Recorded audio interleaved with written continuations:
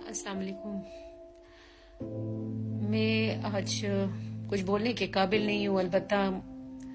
मुझे बहुत ही कहीं ना कहीं मैं समझती हूँ कि मैं भी इस हुकूमत का हिस्सा हूँ और मुझे अफसोस है और मैं इस इंतजामिया पे लानत भेजती हूँ, क्योंकि अगर ये किसी एमपीए या एमएनए या किसी भी बड़े ओहदे वाले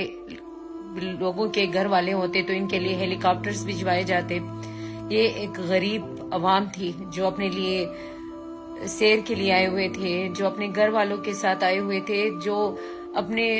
सैर तफरीह के लिए आए हुए थे, जो 2 घंटे तक मुसलसल इंतजामिया का इंतजार करते रहे और किसी ने इनके लिए कुछ नहीं किया, कोई बर वक्त वहां पे नहीं पहुंचा। शेम ऑन यू, मैं यही कहूंगी इंतजामिया को, अफसोस है, बल्कि लानत है। मैं यही कहूंगी लानत है आप लोगों पे, जो आप लोग देखते रहे और 15 लोग पानी में बह गए।